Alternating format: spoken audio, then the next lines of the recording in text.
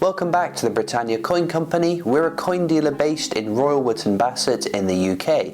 There are so many new coins which get released each year in a range of many standards as well, and this can be quite daunting for new coin collectors or those looking to branch out from their current niche within the hobby. In today's video we're going to be looking at all the different striking standards and hoping to give you a bit of advice to point you in the right direction for where you want to be going. So what do I mean by a striking standard then?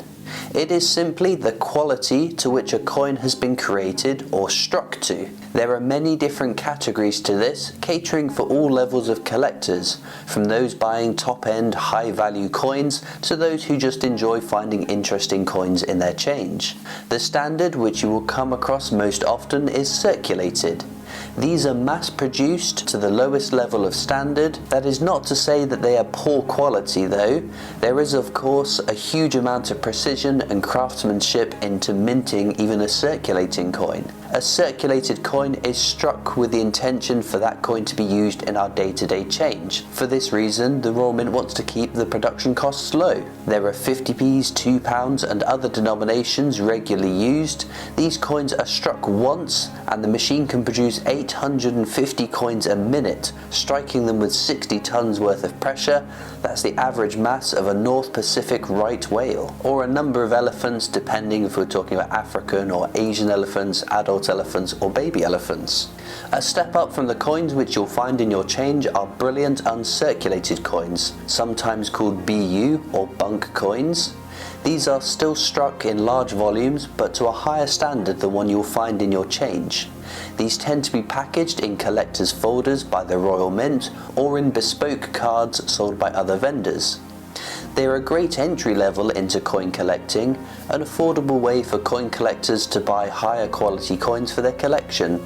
In recent years there has also been versions of coins with colour on them as well.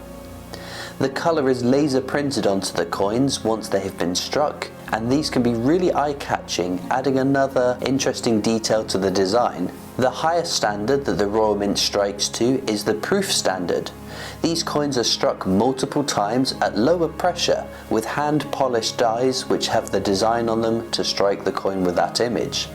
Each coin is individually inspected, and it's for this reason it takes much longer to strike 100 proof coins, where 100 circulating coins would take less than 10 seconds. Proof coins are recognisable from their mirror finish in the background fields of the coin and the frosted effect on the design details too.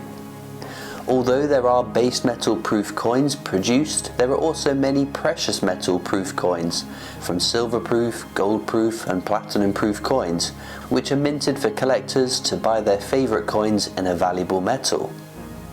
Most modern coin releases will have differing levels of striking standard and metals that they are struck in to cater for a whole range of collectors buying on different budgets and with differing interests. Now, bullion coins land around the same place as a brilliant uncirculated coin, but these are precious metal coins, whether gold, silver or platinum, which people buy for their metal content as an investment.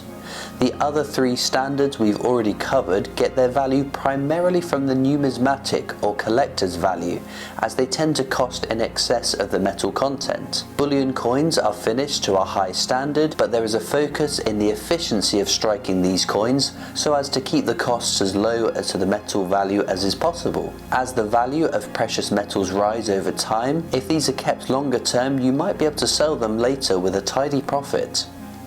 Given the way interest rates have been for a number of years, only now starting to creep back up, this has been a really popular way to invest savings at a time where everyone's trying to make a bit of extra cash wherever possible. These are the four main striking standards that you're going to come across, but there are a few anomalies which you may find as well. For instance, with the A to Z 10p series, which was minted in 2018 and 2019, one coin for each letter of the alphabet with something quintessentially British minted onto that coin. They were minted for circulation, but there was also Royal Mint packaged early strikes. These were coins that were minted to circulated quality, but the ones which were struck first were taken out to be sold in little packages.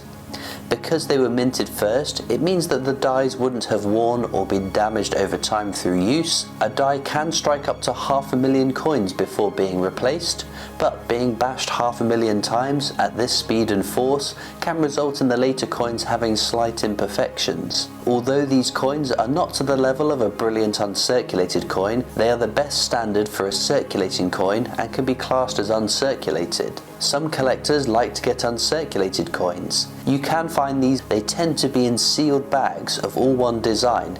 This is because the Royal Mint creates the coin and then ships them out to cash centres, who then bag them up into sealed plastic bags, which are then sent out to post offices, banks and shops to be opened and used.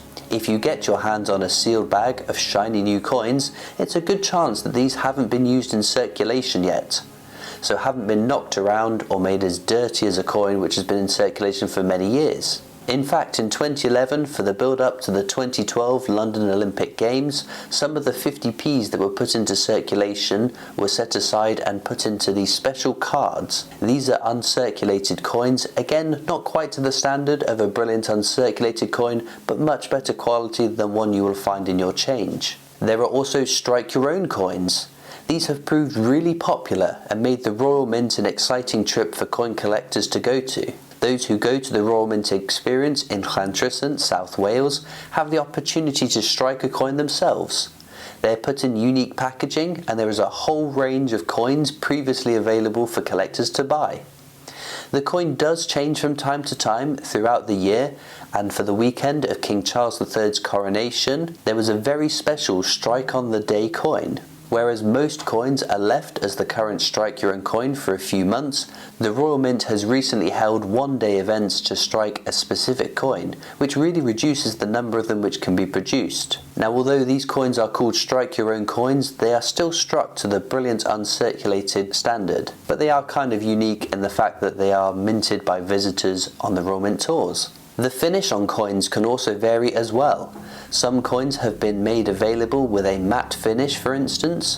Where a coin would usually have a mirror-like finish, a matte finish coin instead has a non-reflective surface to the coin instead. In a similar vein, some coins have been struck with a reverse proof finish. Basically, the design elements which are a mirror finish on a proof coin will instead have a frosted, non-reflective finish, and the elements which usually have a frosted finish will instead have a shiny mirror finish. The opposite way round that a proof coin is usually struck to. There are many other slight variants and unique ways a coin could be minted, including variations to the edge of a coin being milled or plain, and it can be very easy to get lost in the weeds as to these slight changes in the striking standards. But another way people like to collect is by the quality of the design or coin. This can be determined by the grade of a coin.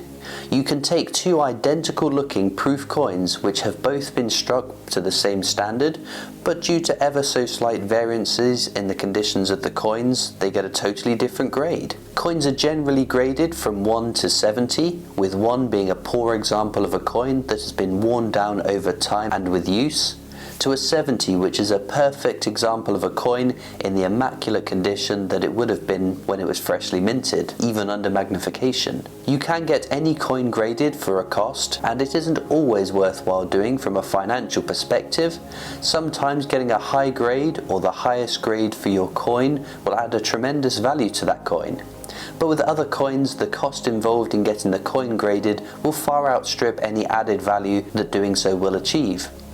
One way to check if it's worthwhile doing is to look out for specific coins in a similar condition to your own one and see what they sell for. If there is a large margin to be made, then these are probably the ones that are going to be most worthwhile getting graded.